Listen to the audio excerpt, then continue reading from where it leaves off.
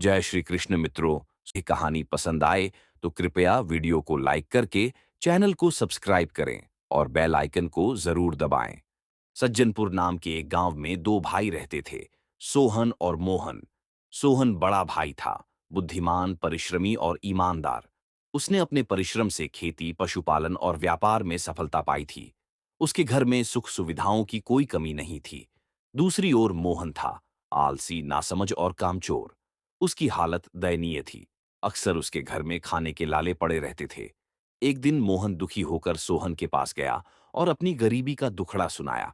सोहन ने उसे धैर्य से सुना और सलाह दी कि वह उनके कुलगुरु, जो केशवपुर के पास जंगल में रहते थे, से जाकर मिले। कुलगुरु से मिलने के लिए मोहन उत्साहित हुआ और उसी समय रवाना हो गया। 3 दिन की कठिन यात्रा के बाद मोहन कुलगुरु की कुटिया पहुंचा। वहां उसने उन्हें प्रणाम किया और अपना दुख बताया। कुलगुरु ने ध्यानपूर्वक सुना और कहा, भाग्य उसी का साथ देता है जो बुद्धि और मेहनत से काम करता है।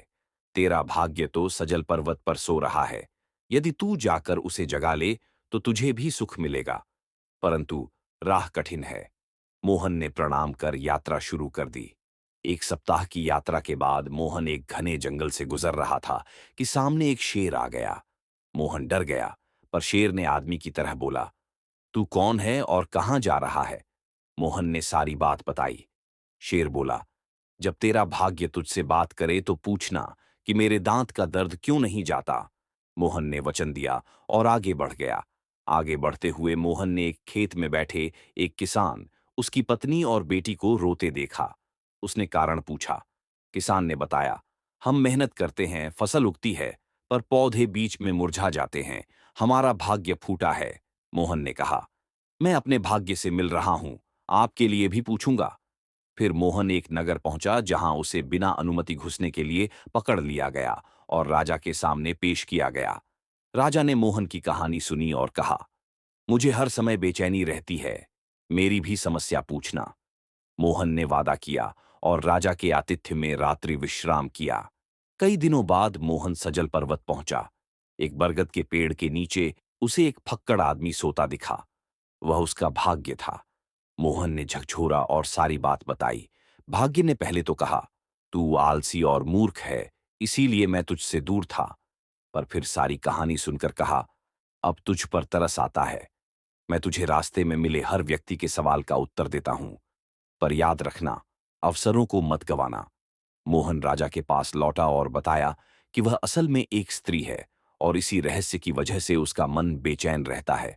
राजा, जो वास्तव में राजकुमारी थी, मोहन से विवाह का प्रस्ताव देती है, लेकिन मोहन यह कहकर मना कर देता है कि उसका भाग्य अब जागेगा और उसे यह सब नहीं चाहिए।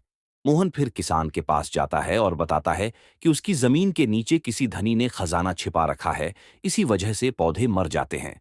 किसान प्रसन्न होता है और कहता है, आधा खजाना तेरा और मेरी बेटी भी। मोहन फिर मना कर देता है। फिर मोहन शेर से मिलता है। शेर पूछता है, क्या उपाय मिला? मोहन कहता है, दुनिया के सबसे मूर्ख आदमी का भेजा खा लो। शेर सब सुनता है, राजकुमारी का प्रस्ताव, खजाना, सुंदर कन्या का विवाह प्रस्ताव, और कहता है, दुनिया का सबसे बड़ा मूर्ख तो तू ही है, और मोहन को खा जाता है। इस प्रकार मोहन अपनी मूर्खता, आलस्य और नासमझी के कारण उन तमाम अवसरों को गंवा बैठा जो उसे जीवन में सफलता और सुख दे सकते थे।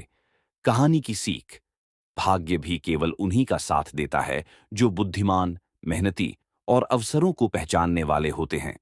दोस्तों, यदि आपको यह कहानी पसंद आई हो तो चैनल को सब्सक्राइब करें। ऐसी ही कहानियों के लिए जुड़े रहें और कमेंट में बताएं कि क्या आप मोहन जैसे किसी व्यक्ति